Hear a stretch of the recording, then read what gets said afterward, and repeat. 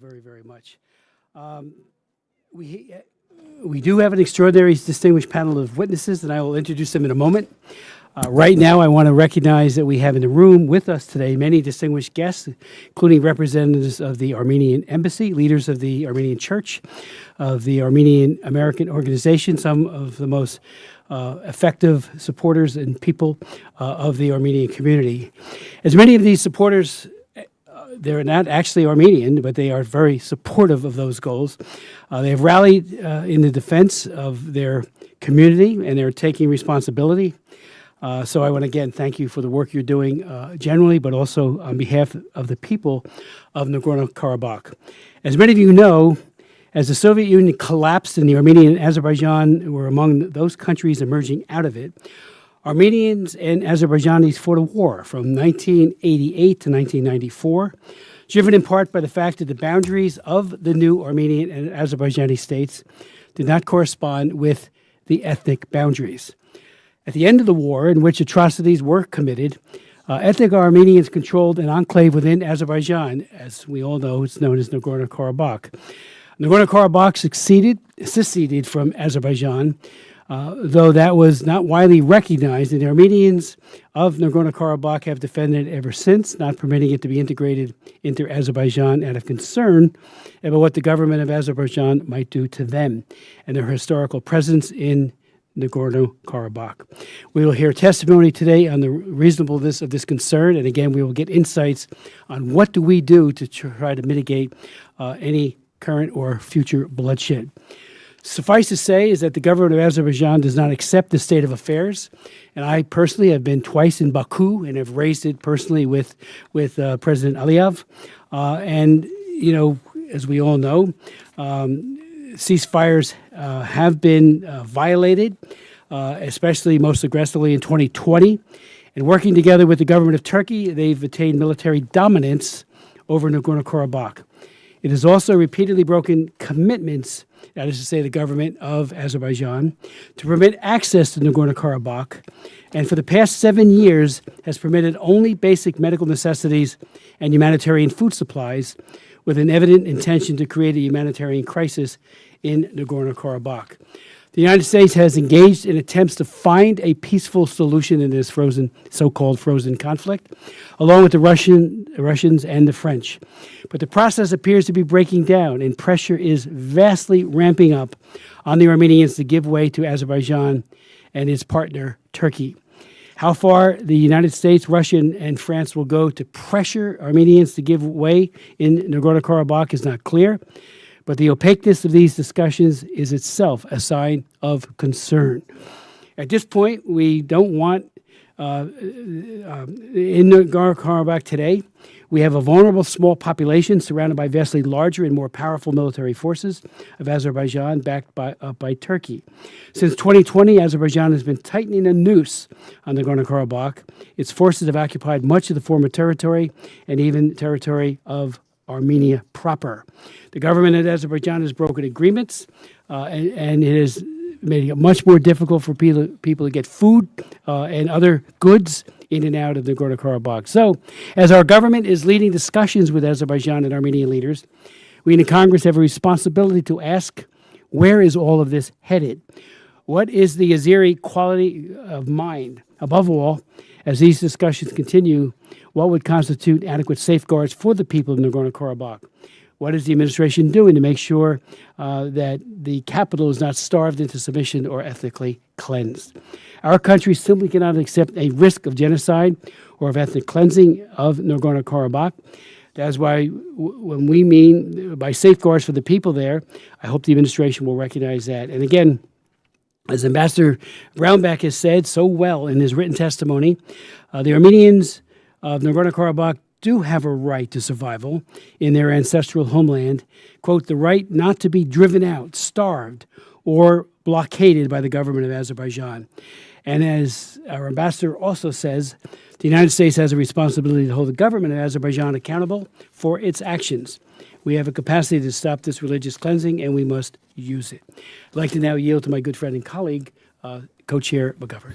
Well, thank you very much, and I want to join Co-Chair Smith in welcoming everybody here today for today's Tom Lantos Human Rights Commission hearing on civilian protection in Nagorno-Karabakh. Mr. Phillips and Mr. Evans and Ambassador Brownback, we're honored to have you here. I want to apologize to you in advance because some unexpected business is on the floor, so some of us will be running back and forth, and other members will probably join you as well. But we are here today because there is a growing fear among Armenians who live in Nagorno-Karabakh that they are in danger.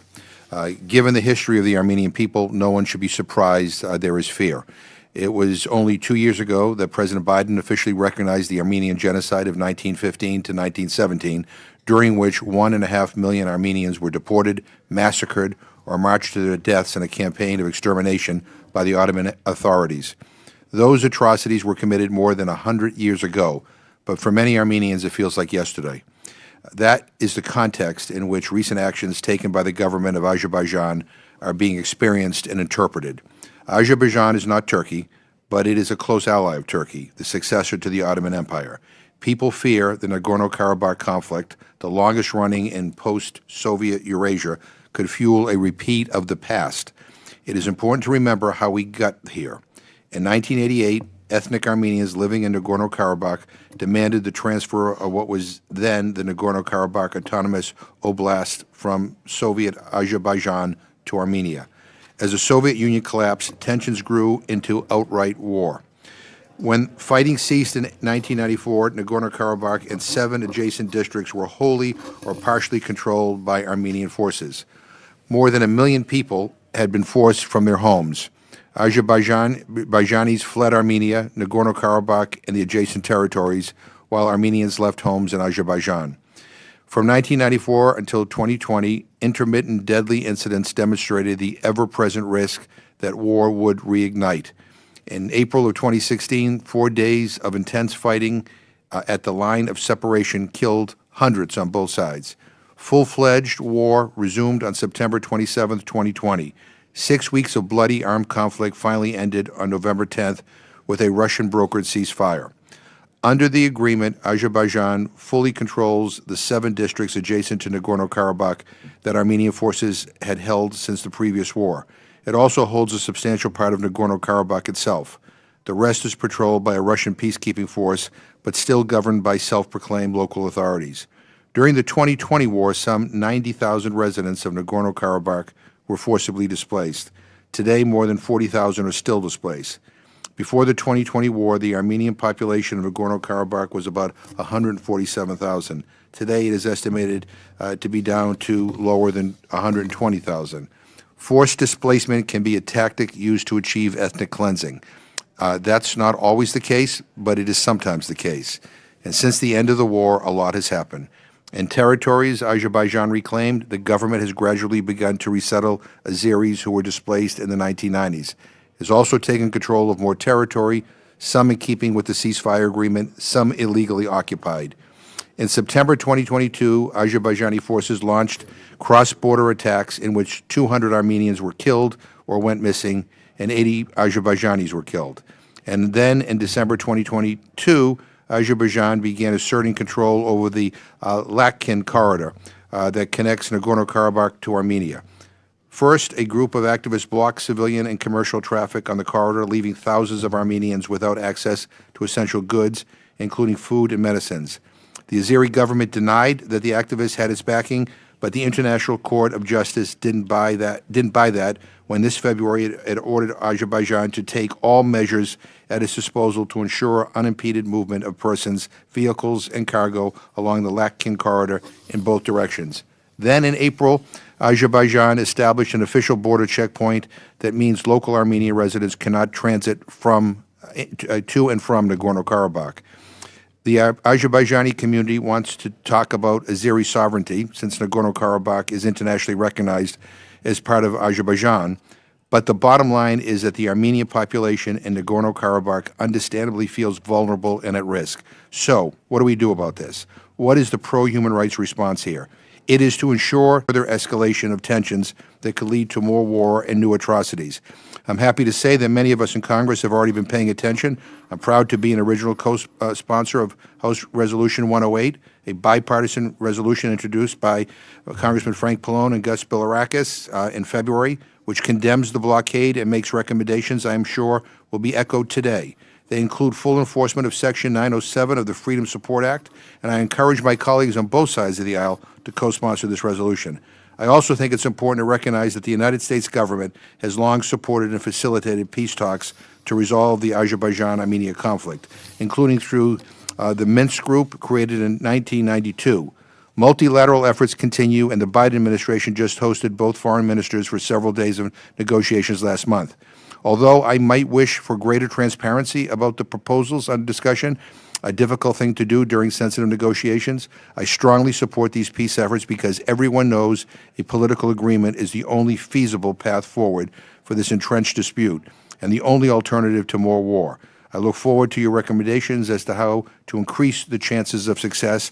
Again, I thank Chairman Smith for his leadership on this, and I again thank all the witnesses for being here. Thank you.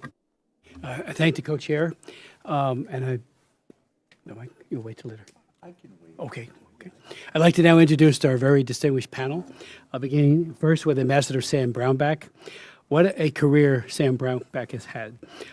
First as a U.S. House of Representatives member, then a U.S. Senator from Kansas, Governor of Kansas, and then Ambassador at Large for International Religious Freedom. I served when he was the chairman of the Helsinki Commission, and he did an extraordinary job there as well. He has always been a principled and thoughtful voice for human rights and humanitarian concerns, and we are very honored to have him here today. He just returned from a fact-finding mission to Armenia. Our second witness is Michael Rubin, who will be coming to us remotely in a few moments. Is senior fellow at the American Enterprise Institute. He has written several books and many academic articles on Middle Eastern affairs and edited the Middle East Quarterly. He is perhaps best known in Washington, D.C. as the author of over 2,000 opinion essays in print media, and they are very incisive and authoritative pieces. We're grateful to have him here and to be willing to give us his insights. Our third witness is David Phillips, who's an academic visitor, St. Anthony College, Southeast European Studies at Oxford University. He previously served as director of the program on peace building and rights at Columbia University's Institute for Study of Human Rights. Mr. Phillips has served in the U.S. Department of State during the Clinton, Bush, and Obama administrations. He has authored many books, including Unsilencing the Past, Track 2, Diplomacy, and Turkish-Armenian Reconciliation.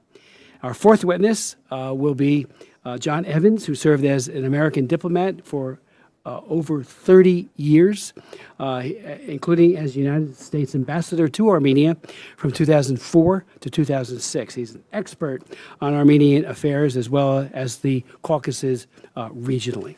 Ambassador Brownback, the floor is yours. Thanks, Mr. Chairman. Appreciate that. Congressman Bilirakis, good to see you here as well, and chairing the Religious Freedom Caucus, I believe, as well. So delighted that you're here. Thank you for the coverage that you've already done of the topics, so there's really no need to cover any of those topics. I will ask that my testimony be in the record as if presented. Without objection, so ordered, and all of your testimonies and any other information you want attached to the record. Thank you, Mr. Chairman. Mr. Chairman, I think just really get right to the heart of it. You've got 120,000 Christians that are being strangled, blockaded by Azerbaijan. It's against the peace agreement. It's against what the International Court of Justice has found. And yet it's taking place. It's being backed by Erdogan, who is the probably the leading Islamist person in the world that's pushing militant Islam of any government leader in the world is President Erdogan. He just got reelected on top of that. And he's got this pan-Turkic idea of a corridor, and the one kind of sliver of land that stands between him and this pan-Turkic corridor is Armenia. And so there were 3 incursions into Armenia proper the week we were there on the fact-finding trip. This isn't just Nagorno-Karabakh, this is into Armenia proper. And we were at Jarmuk, which is a kind of a resort town in one part of Armenia, and you could see the Azeri forces on the other hill from where we were, and the ability for them to just lob artillery into that town at any time is right there. It really reminded me of Sarajevo and the situation there where you had the troops that just surrounded the hills and could just fire in and killed huge numbers of people.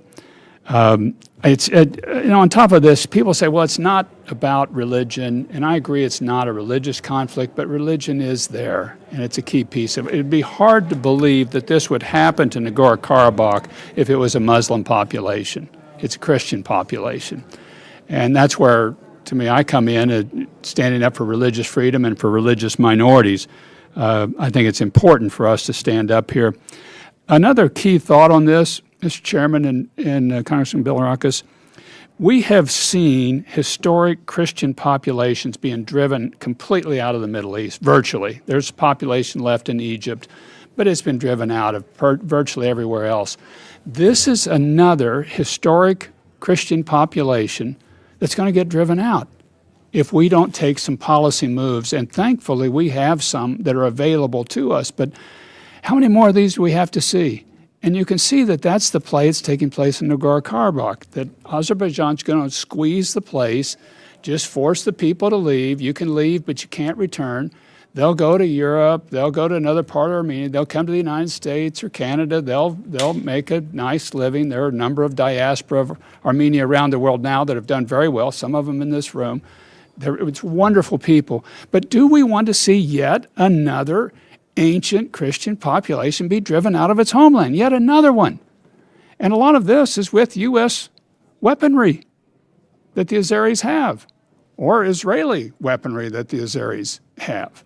And I just say, no, we should not have that taking place on our watch and at this time. And it doesn't need to happen. So I've got a few policy recommendations that I've put in here that I think would be important to do. One would be really for Congress to step up and take some of the lead on this. And I think you ought to put together a bipartisan Nagorno-Karabakh Human Rights Act. Just put together a Human Rights Act, not a resolution, an act, a bill, a law, that says here are the minimum standards for what we expect the security to be and the human rights to be able to be for the people of Nagorno-Karabakh. And just state them out there clearly and specifically. 907 already exists that if U.S. weaponry is being used in an offensive fashion against Armenia, this is a violation of that, and that's taking place now. So I think unless Azerbaijan lifts that blockade, that those Section 907 sanctions should be put in place by the president, by the administration. They ought to take place now if they will not lift this blockade. Congress can come in with this Nagorno-Karabakh Human Rights Act, setting basic security guarantees. I think a congressional delegation traveling there would be to Nagorno-Karabakh. We tried to get into Nagorno-Karabakh. We couldn't get in. They wouldn't let us in to the place. But I would think they would let a congressional delegation. I'd hope they would. And if they wouldn't, that would also tell you something that's taking place. I think the American faith community that has really stood up. I chair an International Religious Freedom Summit, and we've got people of all faiths coming together to stand up for each other's religious freedom. And our mantra is pretty simple: religious freedom for everybody, everywhere, all the time.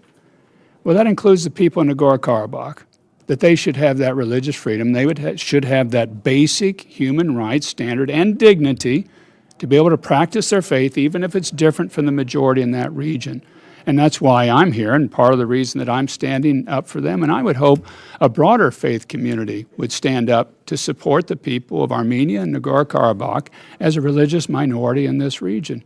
And maybe it's Christians and others for Armenia and for Nagorno-Karabakh that's stepping up in that region.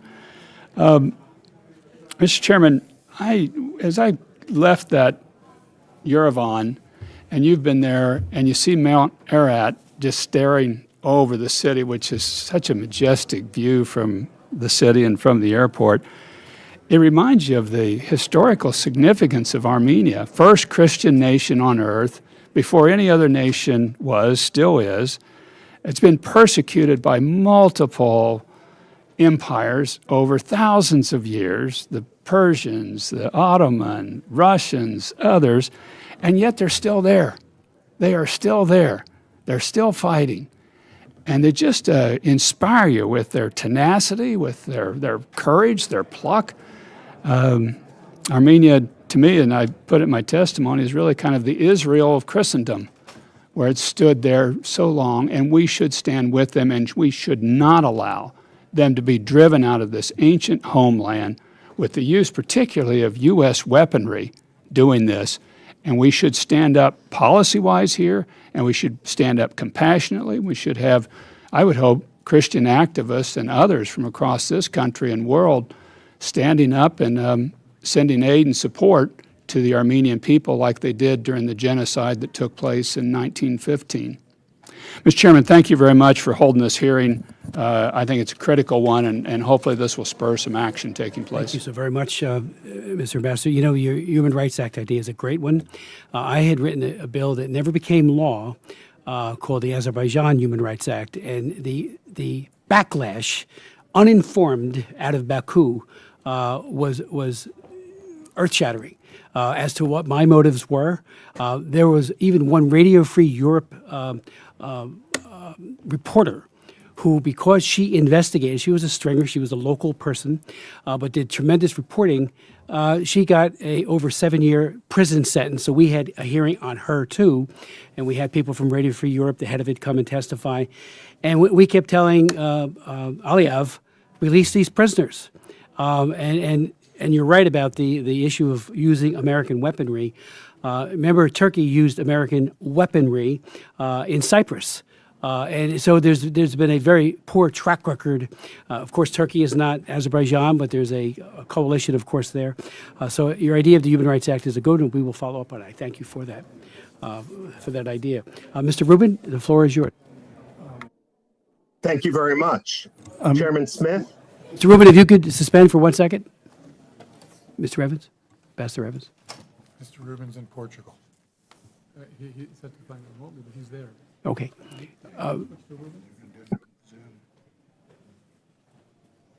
Ready? Yes, live from Portugal. Okay. Chairman Smith, Chairman McGovern, honorable members, thank you for allowing me to testify remotely as I was not able to get back on time. It's excellent to see such bipartisan support on this problem. Time is short, so if my detailed testimony is in the record, let me focus on the bottom line. President Aliyev has changed and grown more erratic over the last decade. I'd say his trajectory is almost analogous to what we saw with Saddam Hussein. Secretary of State Antony Blinken is absolutely right to turn attention to Nagorno-Karabakh. And just while we've had 30 years of diplomacy with regard to this problem, just the energy which the current administration has placed on this issue is very much commendable. Now, that said, strategy matters, and so does timing. We need to talk about sequencing. It's one thing to try to get a broad agreement between Armenia and Azerbaijan, but that agreement is going to be meaningless if disputes with regard to the borders are pushed down, are kicked down the road. Because if that happens, then Azerbaijan is going to have an excuse in order not to implement an agreement. It also opens the floor, opens the possibility to have some sort of fake 9-dash line type map. And we've already heard President Aliyev saying, well, Yerevan is part of historical Azerbaijan. We need to nip this in the bud. We can't simply assume that this is a rhetorical excess, the way, unfortunately, we did with Saddam Hussein in 1990 before his push into Kuwait. I would also argue that we need to ensure that the laws which are on the books are actually implemented. The waiver of Section 907 of the Freedom Support Act does not enable diplomacy. Moral equivalence does not work. Impunity invites aggression. It's also an affront to Congress. If the State Department finds that Section 907 and what the waiver requires is inconvenient, then it should go to Congress to pass a new amendment, to pass a new law. It can't simply willy-nilly override U.S. law. I would argue that the logic that we can't enforce the U.S. law because it would impede diplomacy is also inaccurate. Azerbaijan is going to do what's in Azerbaijan's interest vis-a-vis Iran. They're not doing it simply because we're allowing Azerbaijan to have some weaponry, which, as Ambassador Brownback has said, has been utilized against Armenia, not only the Armenian population in Nagorno-Karabakh, but against Armenia proper. We also have on the books the Humanitarian Corridors Act, which dates back to the first Nagorno-Karabakh war and to the Bosnia conflict. The fact is, and we've seen this in the last day, with Azerbaijan using BTRs, armored personnel carriers, to block the Lachin corridor, they are in violation of this. And as far as I'm aware, there's absolutely no waiver with regard to the Humanitarian Corridors Act, and therefore U.S. assistance should stop immediately. There's also the Magnitsky Act, which is another policy arrow in our quiver. Azerbaijan is one of the most corrupt countries on earth. That corruption is clear because despite its tremendous hydrocarbons, its actual per capita income is less than that of Georgia and Armenia, which do not have that energy resource, which basically means that ordinary Azerbaijanis live far more poorly than ordinary Armenians and Georgians do, simply given how so many billions of dollars have flown into the Aliyev accounts, have gone into the Azerbaijani laundromat and caviar diplomacy, and otherwise been siphoned away. Cultural heritage also matters, and I'm sure David Phillips, my good friend, is going to talk about this, but before we impose a peace, we should at the very least have a 24/7, 24 hours a day, 7 days a week video monitoring. We shouldn't just verify. We shouldn't just trust. We need to verify as well in real time. We should focus on incitement. There's going to be no lasting peace if Azerbaijan still incites from school-age kids and in the military against Armenians. The State Department should issue, and Congress should require through an act, an annual report on the state of Azerbaijani incitement. Beyond that, there are any number of other ideas which are out there. I would just say in conclusion, this situation is real, it's grave and growing. President Aliyev has become more erratic, but fortunately, we still have many policy arrows in our quiver which we could utilize. Timing matters. The State Department should be applauded for its diplomacy, but not all diplomacy is the same. It needs to be done right. It needs to be done with a greater strategic overview, and we need to understand the forest through the trees and not simply count ourselves as victorious or wise in our diplomacy if tree counting supplants the forest, which, as the ambassador has said, is the preservation of one of the oldest Christian communities in the oldest Christian country. We should not simply allow that for diplomatic convenience to go by the wayside. And with that, I want to thank the panel for my time. Thank you so very much, Mr. Rubin, for your many excellent recommendations, which we will follow up on, and your insights. I'd like to now recognize David Phillips. Thank you, Congressman Smith, and thanks to Co-Chair McGovern and Congressman Bilirakis for your leadership here and around the world. I'm very pleased to be testifying alongside Ambassador Brownback, Michael Rubin for his unflagging and principled support, and John Evans, who I met many years ago in Yerevan and with whom I've maintained contact. The Commission and human rights advocates everywhere are grateful to President Biden for annually recognizing the Armenian genocide in his Remembrance Day statement. Most of you are familiar with the Turkish-Armenia Reconciliation Commission, which I chaired from 2001 to 2004. The TARC reaffirm the applicability of the term genocide to characterize the World War I era treatment of Armenians. What we see today is a second Armenian genocide, which is underway. And the United States is simply not doing what it can do to stop this pattern, despite ample evidence of credible human rights organizations.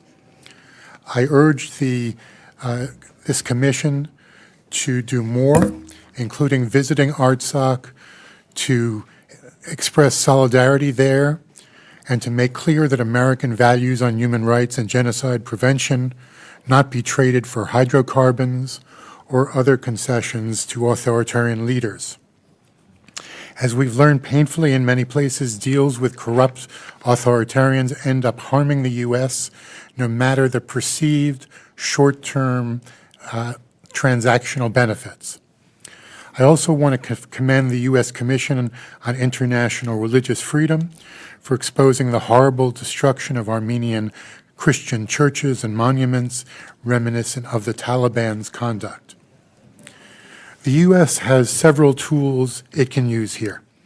Section 907 of the Freedom Support Act is frequently cited. It requires cutting off assistance to Azerbaijan for blockades and aggressive military action. Waivers of Section 907 only harm U.S. credibility. The disproportionate arms transfers to Baku at the end of the Trump administration served to embolden Azerbaijan and Turkey's war in 2020. Another U.S. law on the books since the mid-1990s is the Humanitarian Aid Corridors Act. It provides that no assistance shall be furnished under this chapter of the Arms Control Act to any country when the government of such country prohibits or otherwise restricts, directly or indirectly, the transport or delivery of U.S. humanitarian assistance. It was initiated by Van Krikorian of the Armenian Assembly, and I know Co-Chairman Smith played a very active role and was proud in securing its passage. It is obviously applicable in more areas where human rights violations take place and humanitarian efforts are frustrated. In addition, the Global Magnitsky Act sanctions, as well as other tools, also exist for gruesome and state-sponsored terrorist activities, which I will refer to next. Azerbaijani forces attacked Artsakh on September 27, 2020. They used armed drones, heavy artillery, rockets, and special forces. They were backed by Turkish military and mercenaries, including up to 2,000 Islamist jihadis from Syria and Libya, who were promised a bounty for killing Armenians. Trophy videos of these jihadists show them boasting over Armenian bodies they had mutilated. Within days of the attack on Artsakh, Columbia University launched a research and documentation project on human rights and foreign terrorist activities in Artsakh.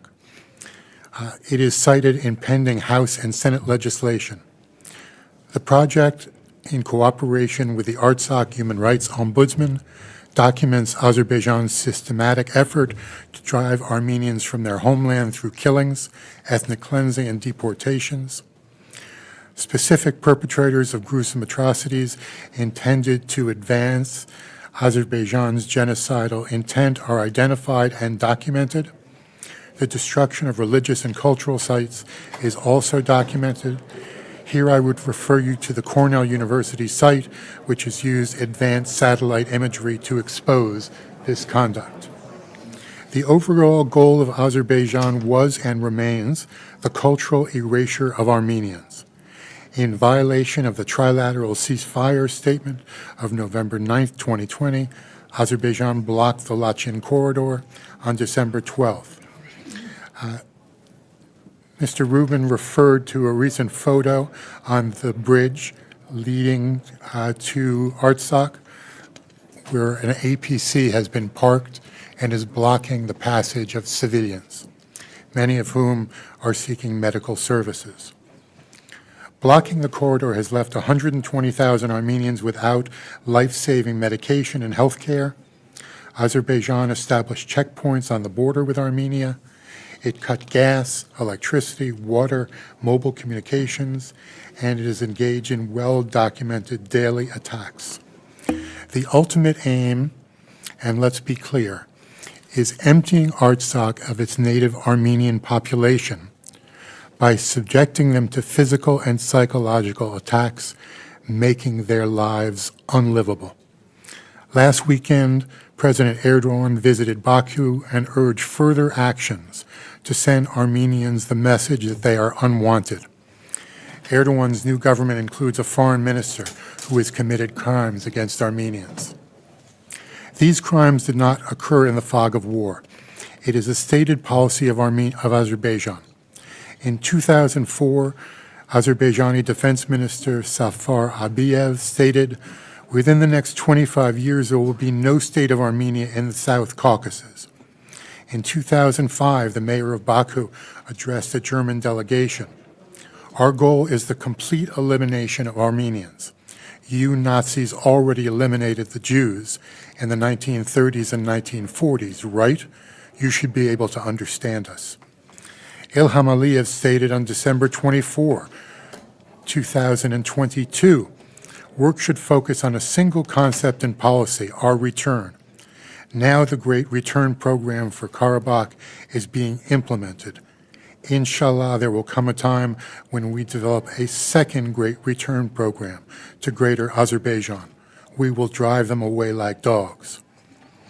It is clear from Aliyev's actions and his hate speech that a second Armenian genocide is underway. The Erdogan regime is a full partner. It has equipped Azerbaijan with the tools to implement its Armenophobia. Erdogan's wife is recorded urging Aliyev not to release 2020 prisoners of war, to maintain leverage despite the stated agreement. We know that Aliyev has a record of not keeping his commitments. POWs have not been accounted for, which is a violation of international humanitarian law. A report and study should be issued. We have already conducted research that we can make available.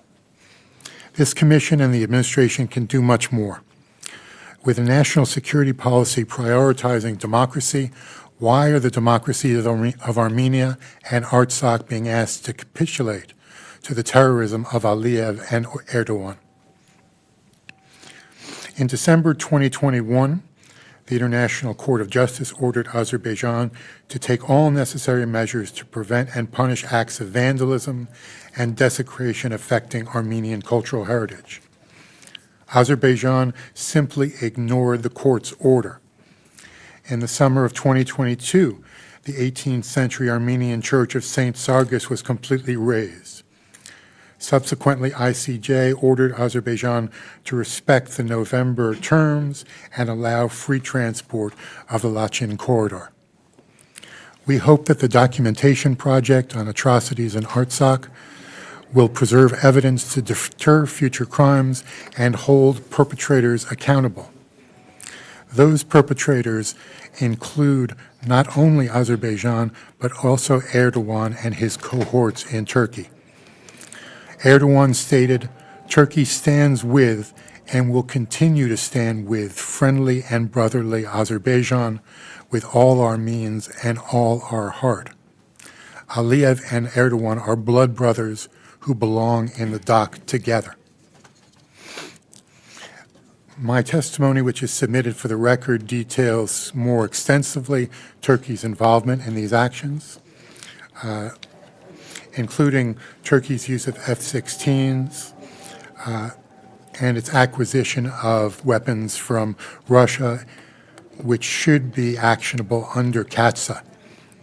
The U.S. should look at CATSA, explore ways it's applicable to actions of Turkey and Azerbaijan, and make sure that CATSA is the law of the land and it is fully enforced. I'll leave it there and look forward to your questions so we can speak further. Thank you so Thanks. very much, Mr. Phillips. Just a point, you talked about the second Armenian genocide. I've chaired 3 hearings on the Armenian genocide. And before the first one, I went and read Ambassador Morgenthau's book, which was written contemporaneously with the horrific genocide that was committed. And to think that, as you have pointed out, this is, we're in the midst of the second Armenian genocide is just, it's frightening. And we need to do more as a country. I think other interested democracies need to do more. So I thank you for your testimony. I'd like to now call on Ambassador Evans and yield such time as he may consume.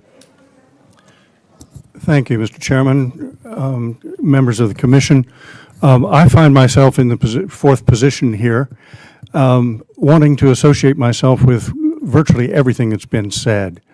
All these observations have been remarkably on the mark, and so I would ask that my testimony simply be put into the record, but I will draw a couple of points from it for today.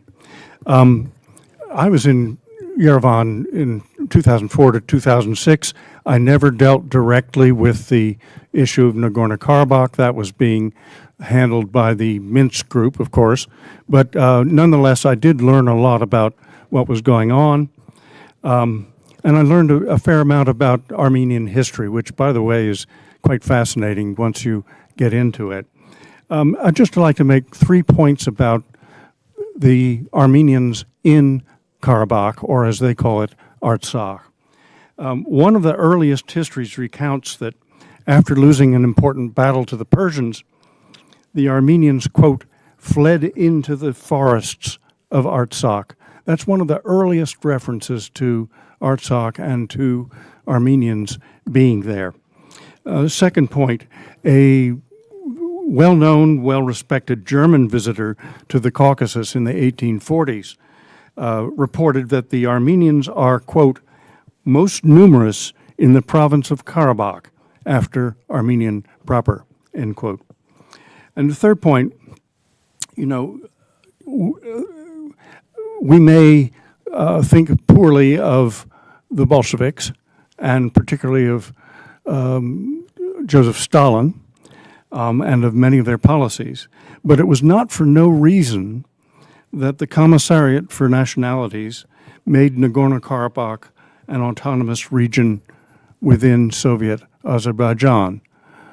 Stalin, of course, was from the Caucasus, and there were many of his colleagues who knew the area well, and they realized that this was a different kind of place and that it needed to have an autonomy, which is, of course, what it received in 1924. Now, there are lots of arguments about whether that was the right thing to do, but my point is simply that it was clear something had to be done because this place was special.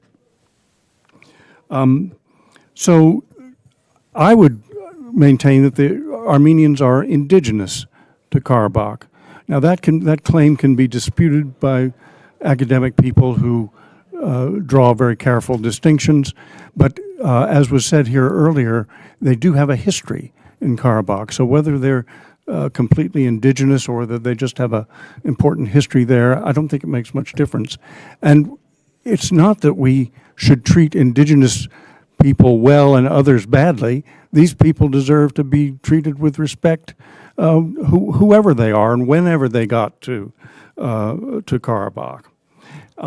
Last week, our Supreme Court, I think, did something very, very noteworthy when it sided with the several indigenous tribes out west on the question of adoption of orphans. Now, orphans of indigenous families or background. Now, I'm not suggesting that the Armenians are in any way equivalent to the indigenous people in our out west, but the point is the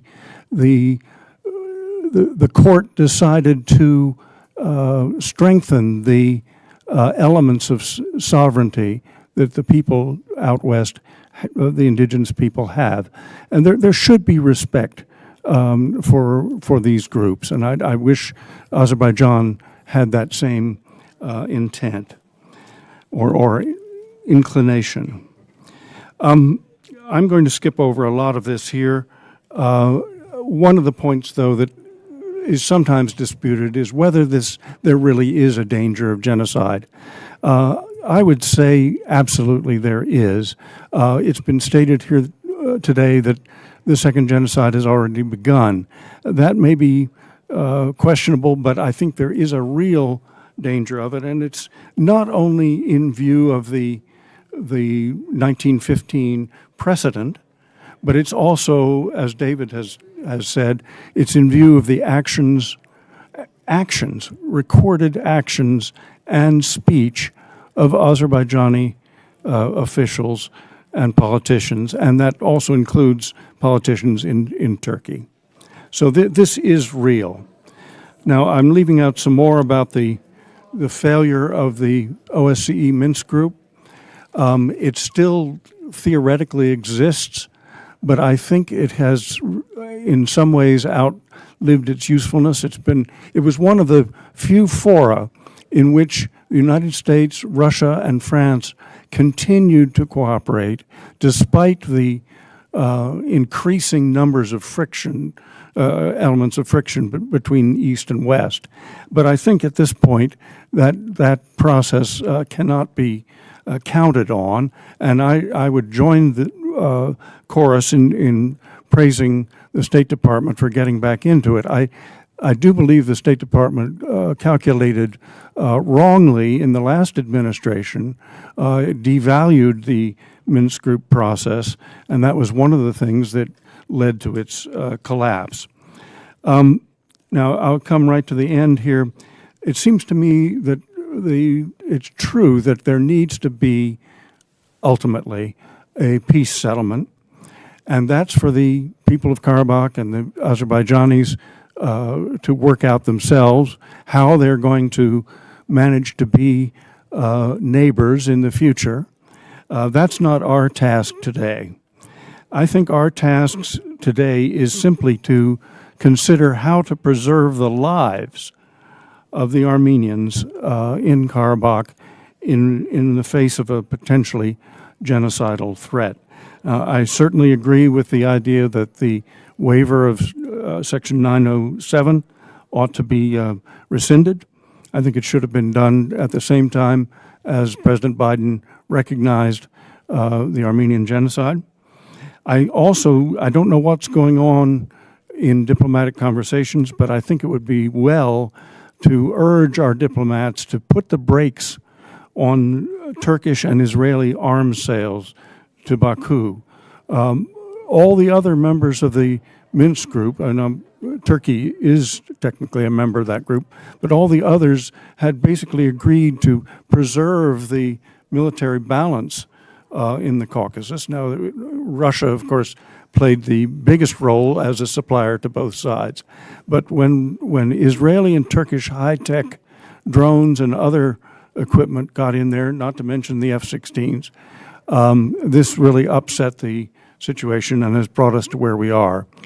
But as the Armenian surgeon who treated Senator Dole advised him, you can't think about the way you were and what you had. You have to think about where you are now and go forward from here. And I think that's what we have to do. I think it would be very good to have some more high-level, and I mean top-level, discussions with Azerbaijan and make it crystal clear that the ethnic cleansing of the Armenians in Karabakh is absolutely unacceptable to the United States. Mr. Chairman, I actually do have some ideas about what ought to be done for an overall settlement. This is not the place for me to share them. I have to commit them to paper, but I'm planning to do that in the next few weeks. I think ultimately we do need a goal so that both sides can see that diplomacy can get to a place where they both have their dignity intact, and people can, on both sides, can accept. It's not going to be a perfect settlement from some people's point of view.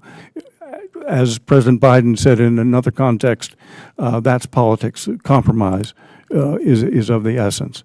So I'll leave it there, and thank you for calling me to share my thoughts. Ambassador Evans, thank you. Yes. I'd just like to add a thought about the sale. Would you put it on?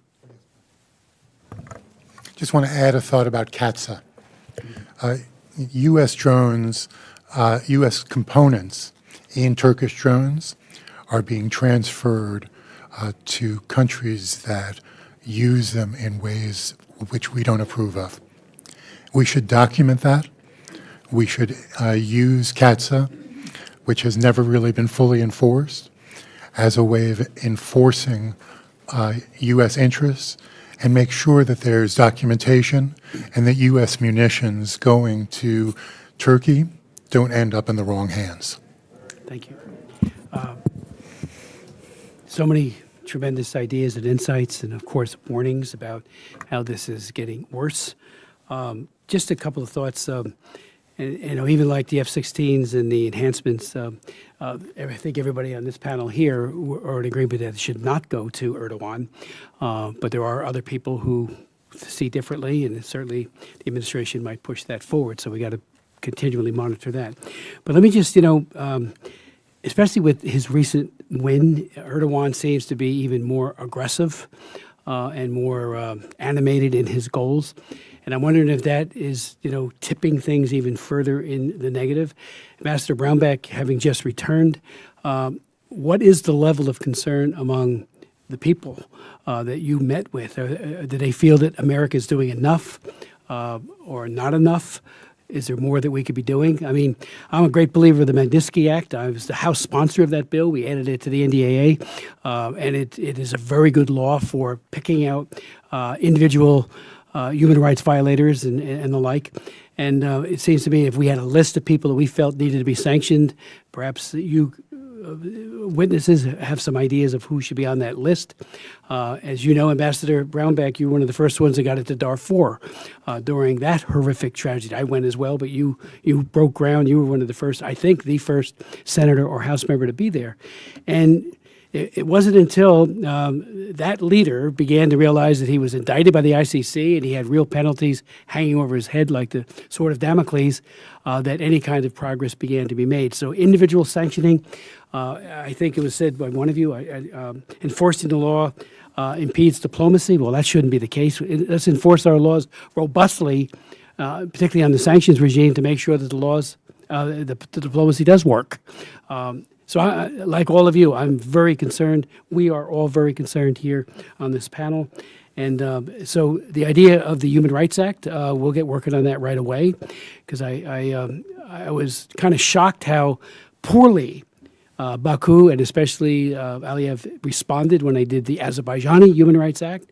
I mean, that's all they talked about. Their Congress censored me.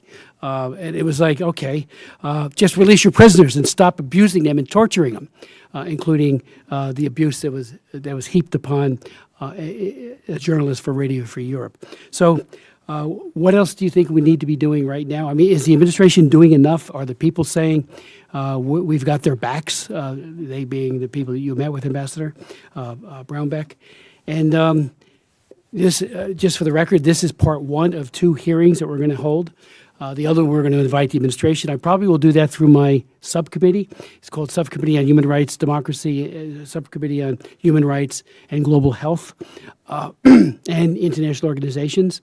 Because, the international organizations, it seems to me, particularly at the UN, they need to do more. We all need to step up.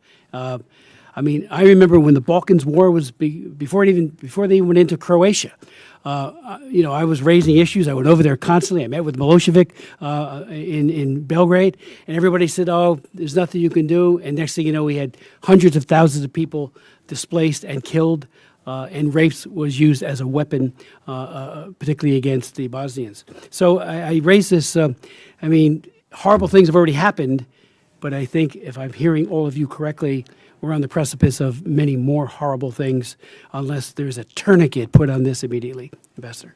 Yeah, Congressman, I completely agree with that. But this is one, and you worked in the former Yugoslavia. You know what was setting up, and you saw it, and you yelled about it, and we didn't do anything. And later we did. I mean, later we recognized Kosovo, we armed Kosovo, and after hundreds of thousands of people are dislocated or killed and raped and everything else, here you got one where a little bit of effort by the United States right now, targeted. I mean, I really think the 907, the Magnitsky targeted. I mean, but you actually pop them on something. You stop these weapon flows from coming from us and the Israelis. We need to push on the Israelis not to have the weapons flows going to Azerbaijan. You could actually stop this thing from further developing. I really think both Erdogan and Aliyev are just continuing to push this, thinking we're distracted. Russia's the big deal here. We're not going to do anything because we like Azerbaijan helping us with Iran, so that gives them a free pass card.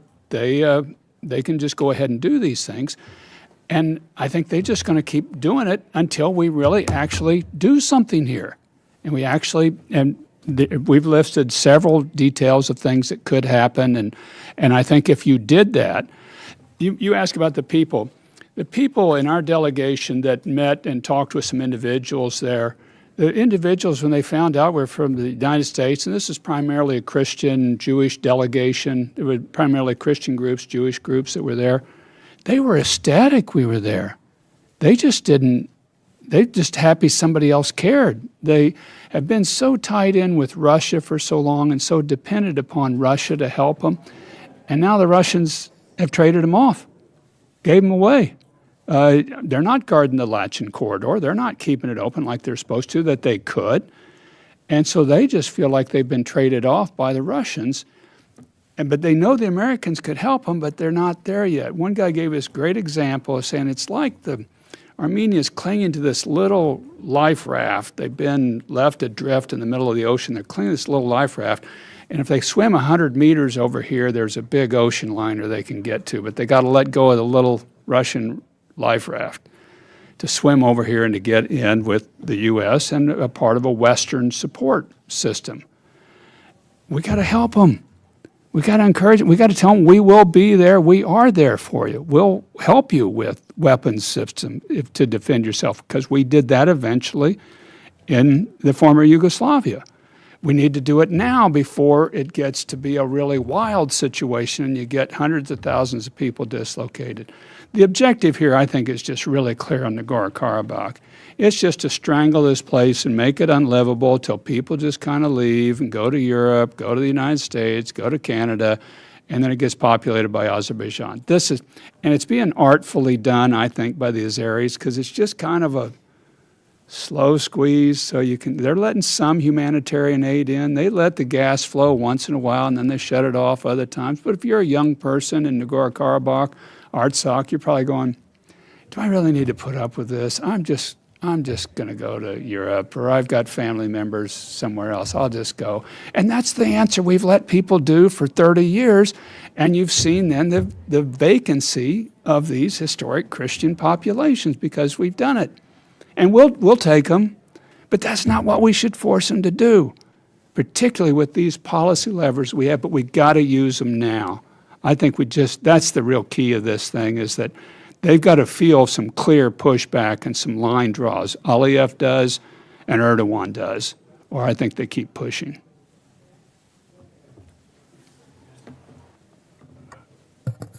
Ambassador Brownback has opened the floor to a nautical metaphor.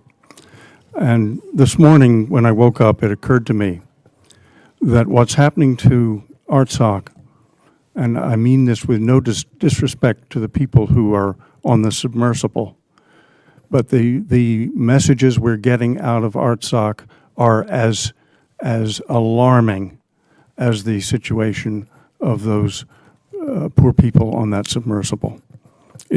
So I'm in effect seconding the point of how very serious this present moment is.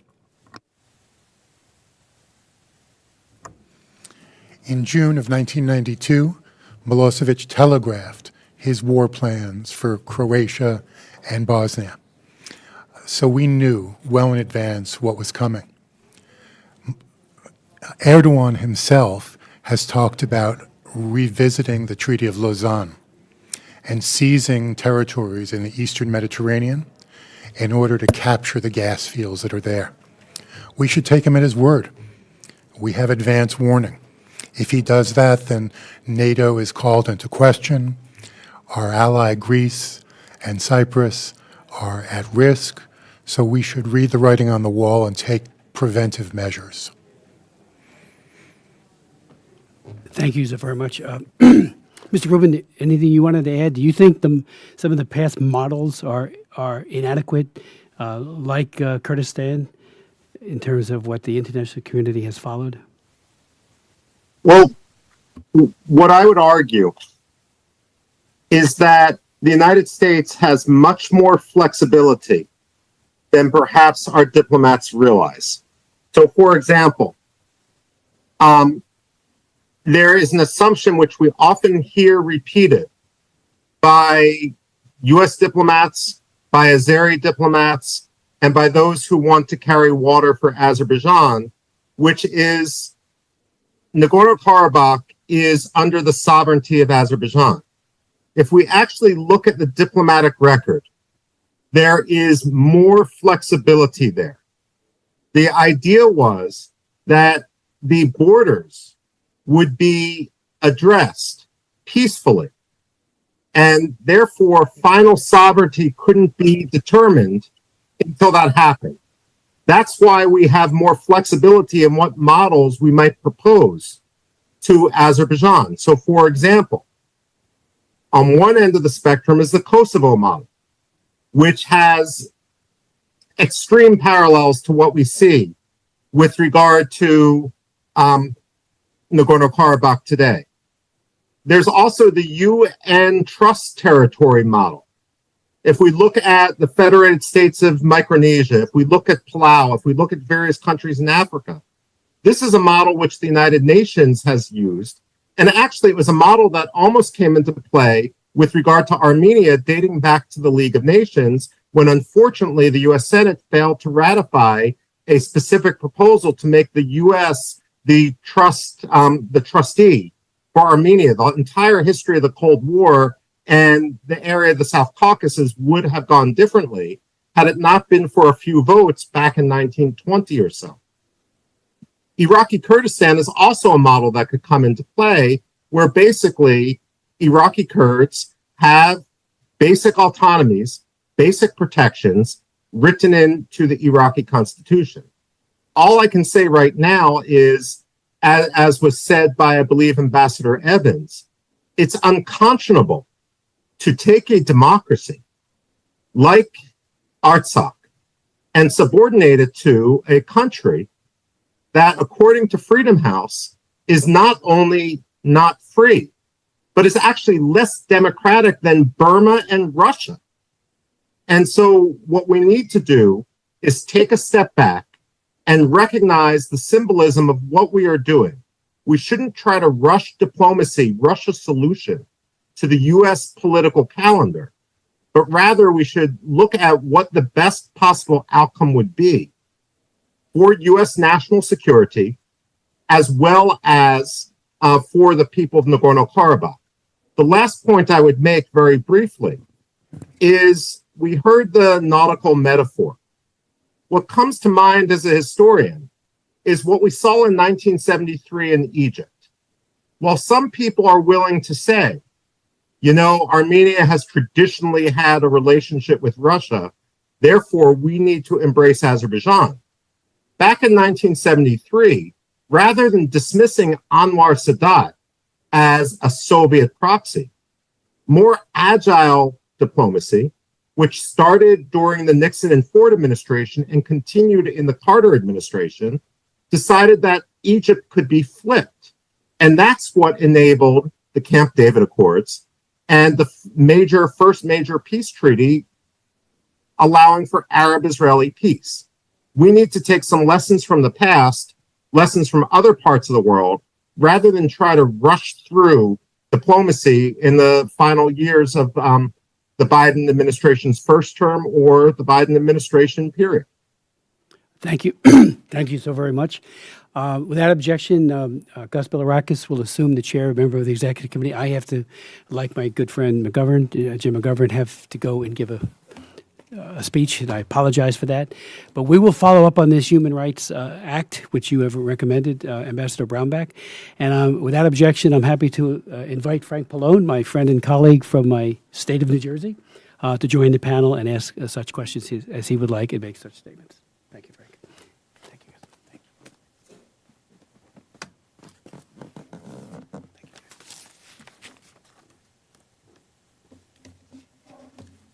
Thank you very much. And it's an honor to be in the chair and actually fill in for the great Chris Smith. And he is great, by the way. Folks, yeah, I'm going to have Mr. Pallone, who's the former chairman of the Energy and Commerce Committee, now ranking member and a very good friend. Wonderful, wonderful individual, a very effective member of Congress. I'm going to have him ask any questions or make a statement if he'd like. Please, I yield to you, sir. Thank you, Congressman Bilirakis. I have a statement for the record that I'd like to submit, if I Please, could. without objection. So, But I do want to highlight some parts of it. I mean, I wasn't here for the whole panel, but I don't want to repeat anything that you have said. But I did want to highlight a few things. The witnesses and the members and witnesses have clearly stated that this is a man-made crisis purposely created by the Aliyev regime to severely worsen the quality of life for the people of Artsakh. And I want to make that clear. Aliyev has not been subtle about alluding to the Armenian genocide when discussing Artsakh and removing people from there, nor has he attempted to hide his ongoing deadly incursions into Armenia itself. And he is clearly taking premeditated steps to remove the indigenous Armenian population from Artsakh and depriving them of the opportunity to live freely, democratically, and with dignity in their land of their ancestors, which is a clear sign of what I would call ethnic cleansing that we can't ignore. And I point out also that this follows the pattern set forth by the unprovoked war by Azeri forces in 2020 that destroyed civilian infrastructure, left thousands of people dead, and displaced tens of thousands more from their homeland. But unfortunately, at the time, little was done to hold Azerbaijan accountable, which is a pattern that has continued in the months and years that followed. And I heard Senator Brownback, I can't help but call you Senator, point out that if we don't do something, they're just going to continue to do the same. And that's the pattern here. He felt, Aliyev, that he could get away with this blockade, you know, and he's not going to reopen the Lachin corridor because unless we do something to force him to do that.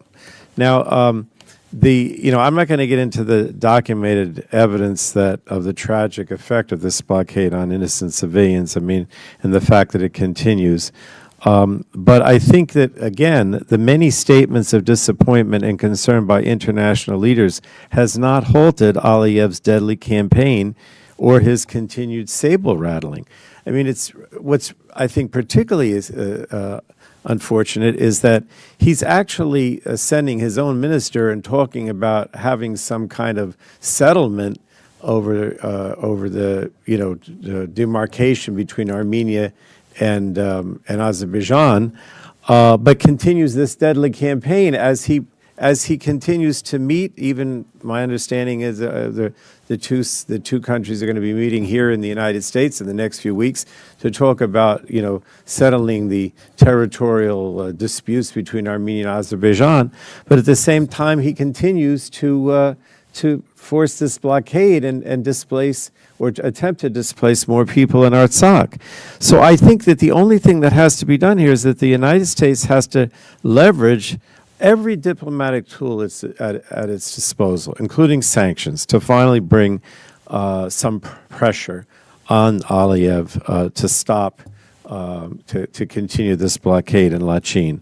And I do think that our country has a critical role in bringing these aggressions and expansionist behavior to the end. We talked about other countries, Russia, other countries, but I think we're the key. If we don't do something, then nothing's going to happen, and this blockade is going to continue, and the effort to try to remove the Armenians from Artsakh is only going to continue. And again, as discussions between Armenia and Azerbaijan are reportedly set to resume here in Washington as early as next week, I have to call on our administration to take every action necessary to prevent Azerbaijan's militaristic behavior from dictating the terms of a final agreement.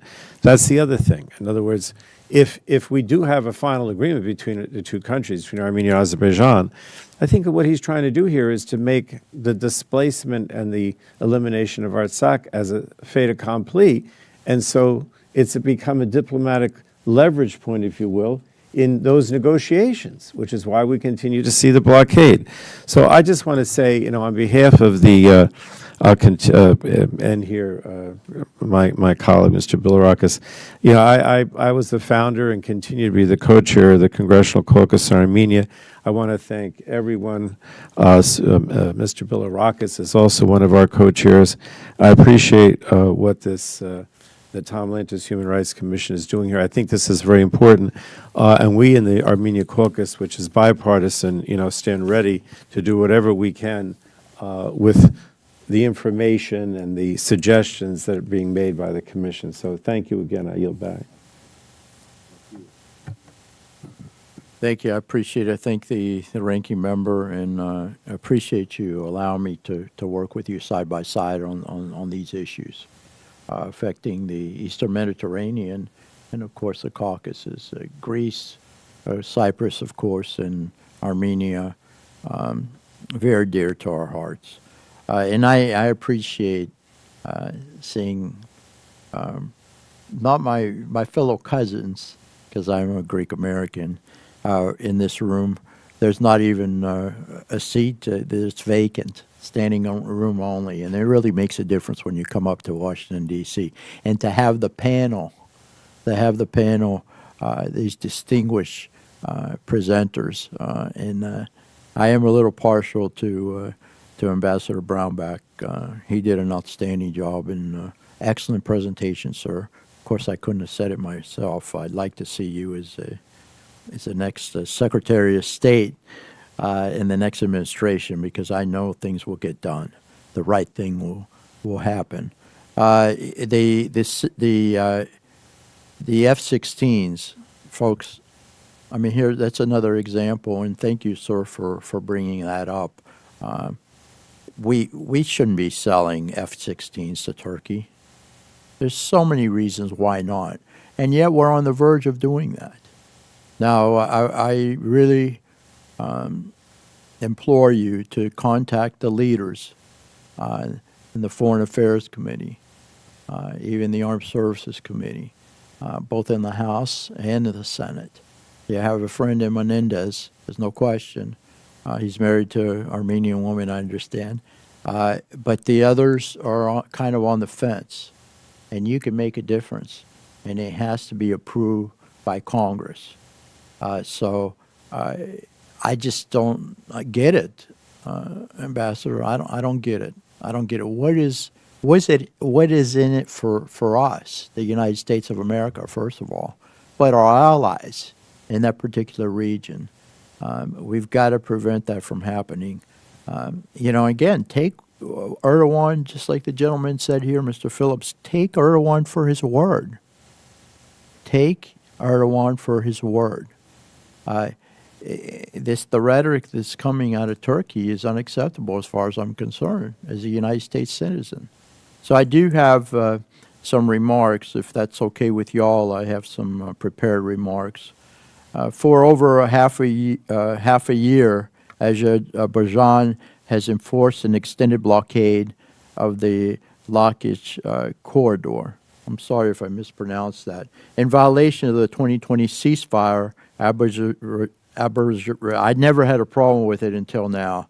Azerbaijan has intentionally created an ever-growing humanitarian crisis by preventing the movement of food, fuel, medicine, supplies, and electricity to Artsakh. That's 120,000 people trapped and subject to a systematic effort by the Azerbaijani government to delegitimize and depopulate the ethnically Armenian Republic of Artsakh. and the history, like you said, the first Christian nation. It's not going to go, folks. They did it in Asia Minor with my people, and it's still going on. How many Christians are left in Turkey? Maybe 2,000, 2,500 Armenian Christians, Greek Christians, Jews. Very, very few, and they're discouraging these people. They're encouraging them to leave their homeland. It's what's happening. So, folks, we're seeing history repeat itself. That was another reason why I was so very happy to be actually the Republican co-sponsor, the primary co-sponsor of the Armenian Genocide Resolution. History is repeating itself. Coordinated Turkic and genocidal efforts to cleanse Armenians from their native lands. While we can't change the past, we must act now to stop another Armenian genocide. I appreciate the testimony from this esteemed panel and the calls for an end to the Section 907 waiver of the Freedom Support Act, which would prohibit the sale of military equipment to Azerbaijan. You're selling it to Azerbaijan, it's just like selling it to Turkey. There's no justifiable reason to continue this waiver when Azerbaijan has clearly used this equipment to wage an aggressive war against Armenia, commit war crimes against innocent Armenians, and enforce the current blockade. This is terrible what's happening in this day and age. As a co-chair of the Armenian caucus, and we have our leader here on the left, I have campaigned with the caucus for years to end the presidential waiver, and I will continue until the United States can guarantee that no American-bought resources will be used to perpetuate humanitarian crisis, genocidal campaigns, or target the innocent. And that's what's happening right now, folks. This is also very personal to me, as I said, as a Greek American and Orthodox Christian, a fellow Orthodox Christian. I view the Armenian people as my brothers and sisters, my cousins, in some cases, in faith, with a shared cultural heritage. Similarly, Greece and Armenia have both been victims of Turkey's aggression and destabilization. That's why we have to work together, folks. We're powerful when we're united and we work together for the same cause. So I have a question for Mr. Phillips. I appreciated in your testimony Turkey's culpability and steps Congress and the U.S. government should take regarding Turkey's destabilization, again, the destabilizing actions. What I wanted to ask the panel, and I can start with Mr. Phillips, and if the panel would comment, I'd appreciate it. Okay, so I wanted to elaborate more on Turkey's liability as it pertains to the horrific human rights abuses against ethnic Armenians since 2020, and then any additional actions the U.S. can take to hold Turkey accountable. Again, thank you for giving me the opportunity. We'll start with Mr. Phillips, and anyone else who would like to comment and respond, we'd appreciate it very much. When we look at Turkey's actions over the past 7 years, it seems as though Erdogan has released his inner Stalin. 150,000 people have been discharged from their duties. Many police officers and members of the armed services are either in jail or now unemployed. We should document that for the international community and for our own purposes, so that Erdogan's track record of abuse is known to us all. We should also recognize that Turkey uses its NATO membership as a free pass. If Turkey applied to join NATO today, its application would be just thrown in the rubbish bin. It doesn't qualify for NATO membership because it's anti-democratic, it's hostile to human rights, and it works against U.S. interests. Here I'd like to mention the Kurds of Syria. 11,000 have been killed, 24,000 injured. fighting at our behest against the Islamic State. And we just turned a blind eye to that. Little appreciation, certainly no thank you. That's the bottom line. And the world watches and they see how we have behaved in Syria, and it undermines our credibility worldwide.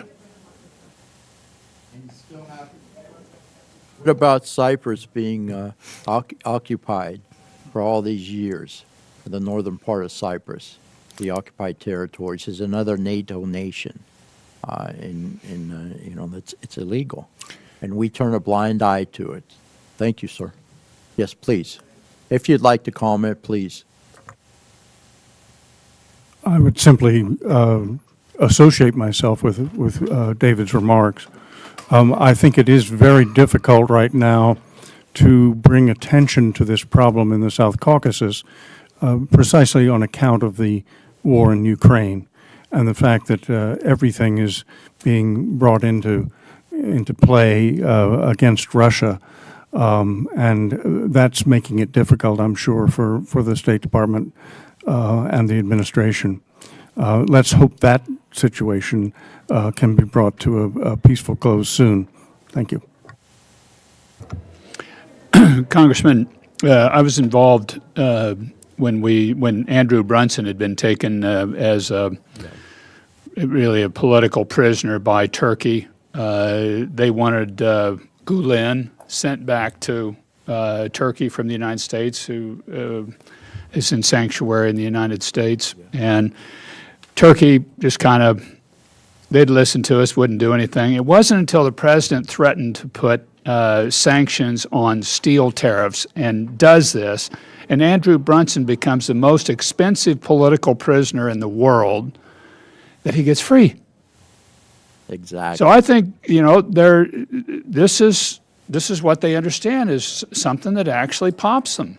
And I think you got to look at doing something like putting tariffs on steel exports from Turkey and say this is, if you're going to continue to do this and back this in Artsakh, Nagorno-Karabakh, we're going to put these tariffs on. If that's what you're going to do and strangle and starve out this 120,000 people, that's the only thing they'll react to, that they'll respond to, is something of that nature. Thank you very much. Mr. Rubin, would you like to comment also on the, if you want to elaborate on the F-16s, we'd appreciate that as well. Absolutely.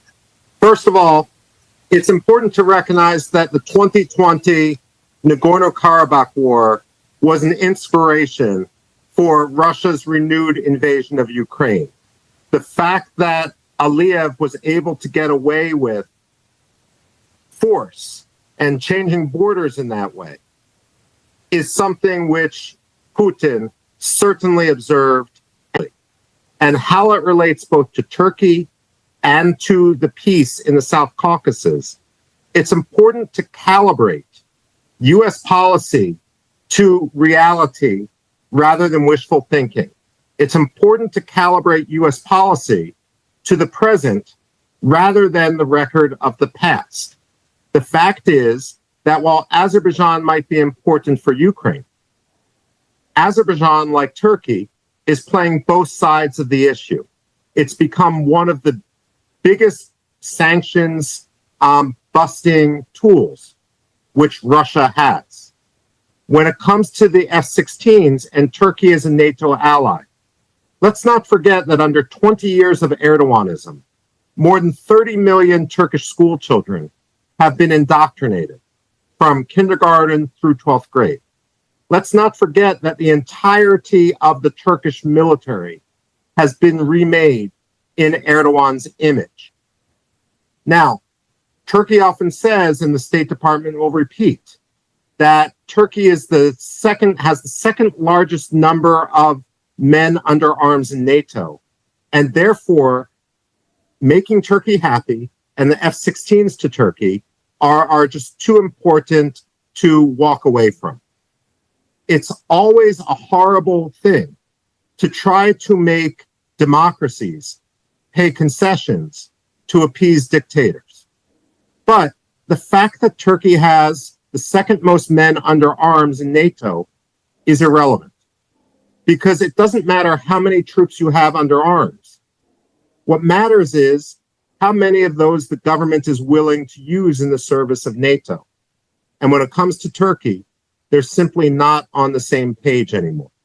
The fact of the matter is the F-16s, which Erdogan demands, are more likely to be used against Iraq, against northern Syria, against perhaps Armenia and Nagorno-Karabakh, as they were during the 2020 war. They're overflying Aegean islands that are owned by Greece and are fully Greek sovereign.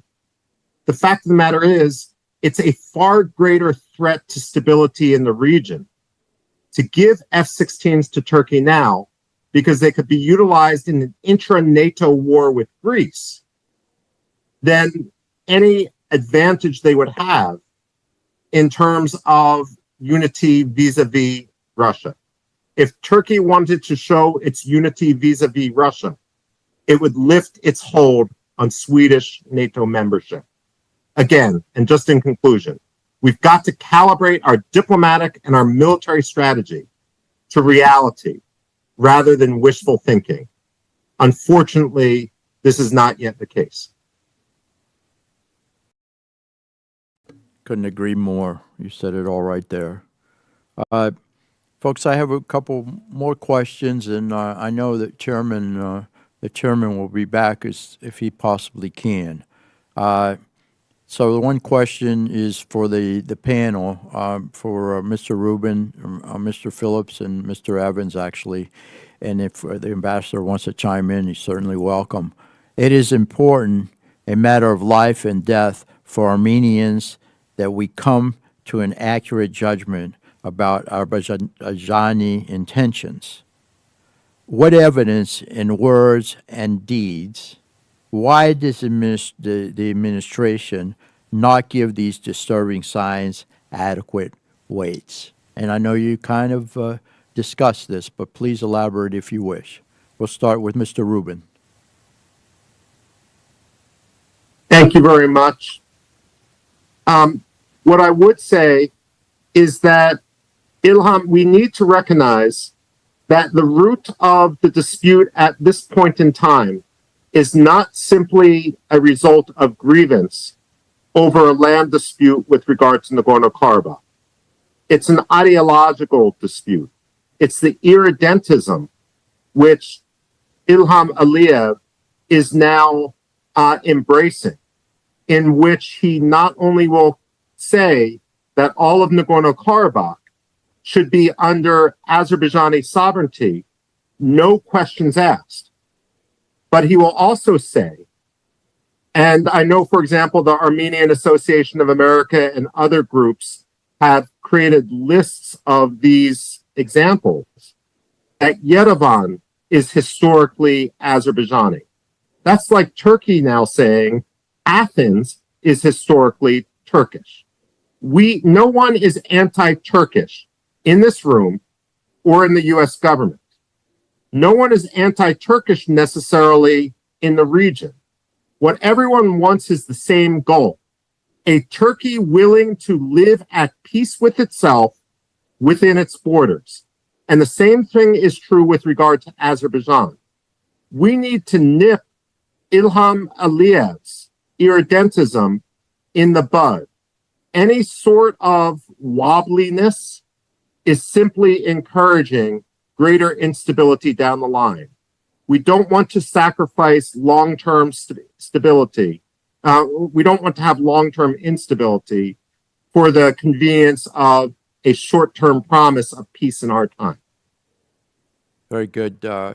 Mr. Evans, would you like to comment, sir? I couldn't say it any better than Michael did there. I agree. Yeah, pretty amazing. Well, we have Mr. Phillips, and if you'd like to comment, we'd appreciate that, sir. So during the first days of October, we launched a documentation project on Azerbaijani atrocities and terrorist activities. We have exhaustive information, including statements, profiles of commanders, This is the kind of work that the U.S. government should have done. We stepped in and did it, and we have a volume of information that would be extremely useful to members of Congress and other human rights advocates. We'll be more than happy to make it available to you and your colleagues. Let me also state that when I chaired the Turkey-Armenia Reconciliation Commission, what Turks would repeat like a mantra is we will never act under duress. Well, what we learned from dialogue over 3 years is the Turks only act under duress. And if you don't keep the pressure on them, if you don't show them what duress means and exact a price for their crimes, they'll continue to do what they have been doing. The same can be said of Aliyev in Azerbaijan. So it's time for some tough love. Exactly. And you brought the example that the ambassador gave with Pastor Brunson. That's the only thing that got things That's moving. what they understand. I spoke to President Trump about this prior to on the Air Force One, prior to the sanctions, and it works. It works. We want them to be our allies. We want them and we need them if they act properly and are good allies and true allies, NATO allies. So, in any case, I have another question here, and this is for Mr. Rubin and anyone else who would like to comment. Since the administration has already engaged as a leading party in the discussions over the future of Nagorno-Karabakh, does this not mean it has taken on some responsibility for the result? That is, if the result is tragic, will the administration bear responsibility? Mr. Rubin, please. I mean, this is very brief.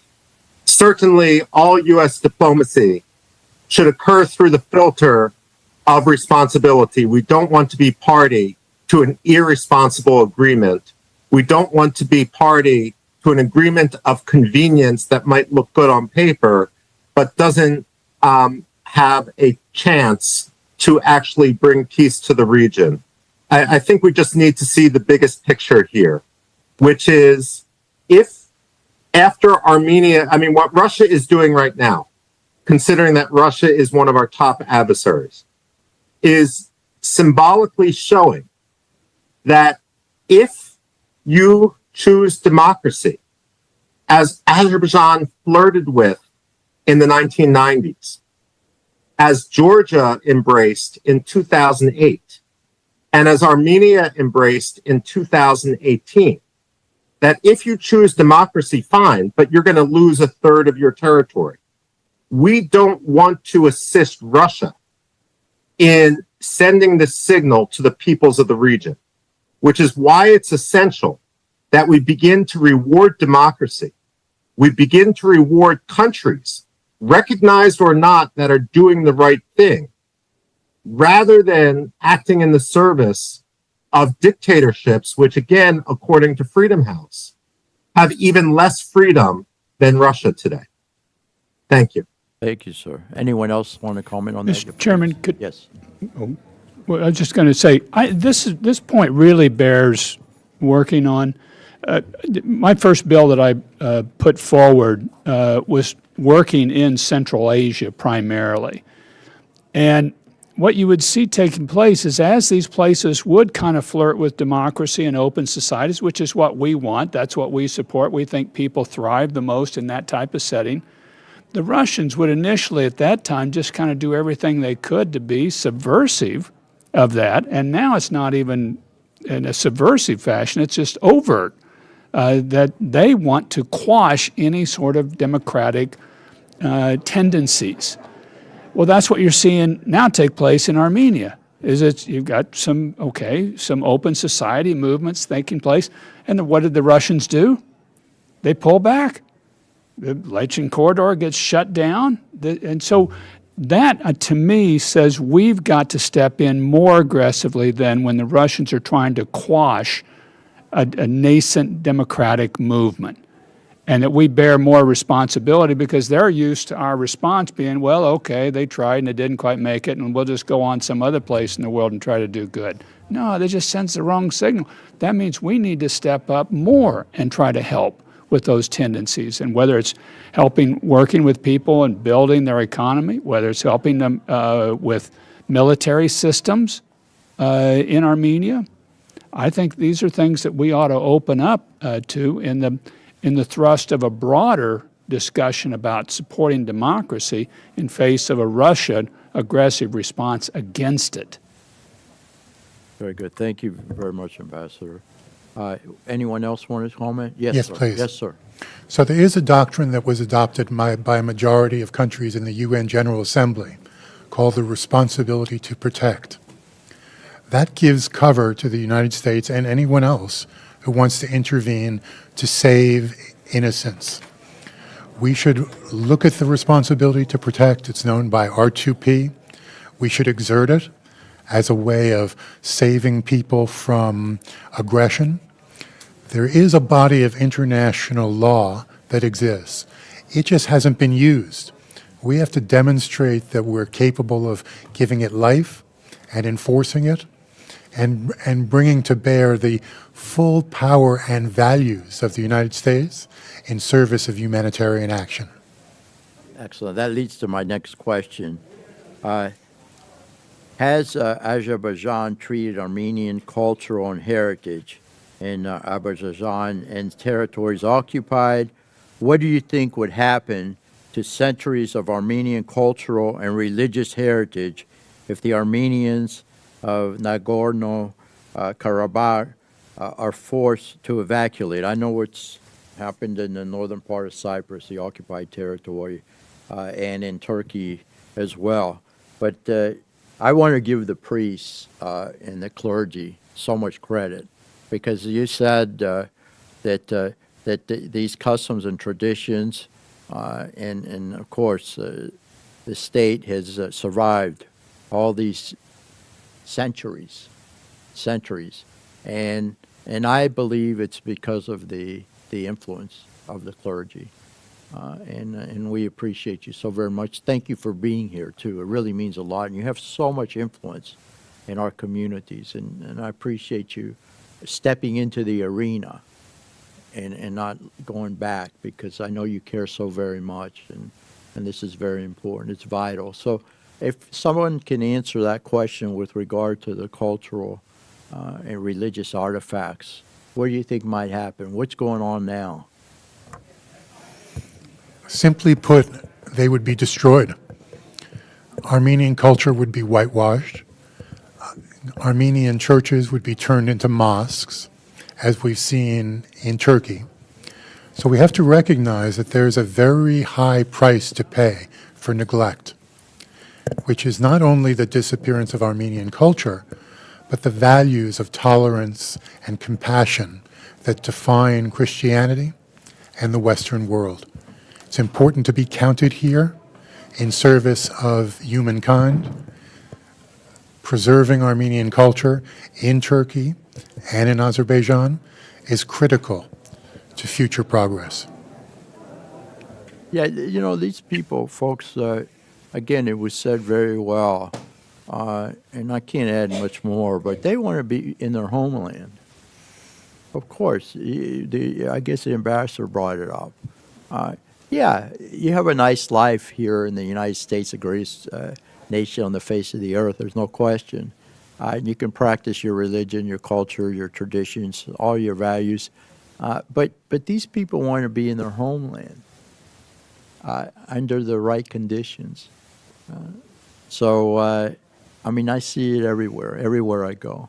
So, in any case, I know that Mr. Rubin wants to add something, and then if there's anyone else with regard to that subject, please feel free. Thank you, sir. I agree with what David said. I just want to point out one additional angle.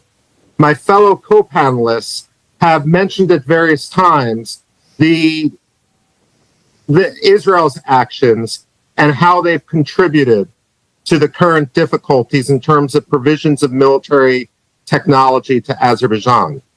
We've also talked about the need for the United States to diplomatically convince Israel that perhaps it's not entirely in its interest to continue blind support for Azerbaijan. The issue of cultural heritage is one of those issues, those buttons we can press. Precedent matters. And so how can Israel expect the international community to rally behind it, to embrace the importance of preserving Jewish cultural heritage in the West Bank in the face of some Palestinian leaders who would like to see it entirely destroyed? If Israel is not contributing to the preservation of Armenian heritage in the Nagorno-Karabakh, if Israel is siding blindly with a regime which denies the historical existence of Armenians on that land, despite archaeological, literary, and other historical evidence, it's setting a very dangerous precedent for itself.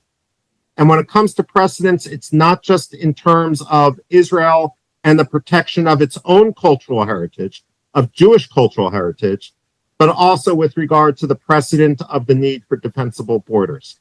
Thank you. Thank you. Yes, sir. Please. So as a Jewish American, I'm astonished by the fact that Israel refuses to recognize the Armenian genocide.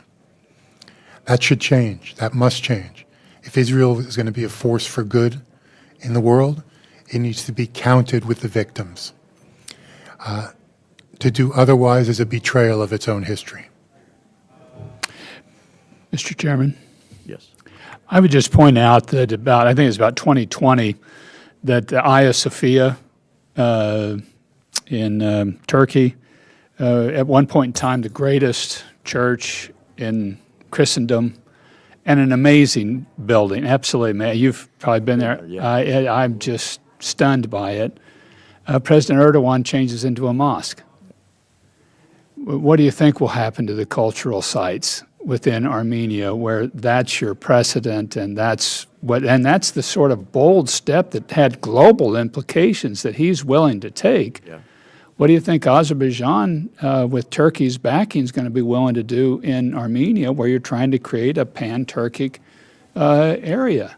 I think you're going to continue to see these cultural legacies just get destroyed or changed or altered.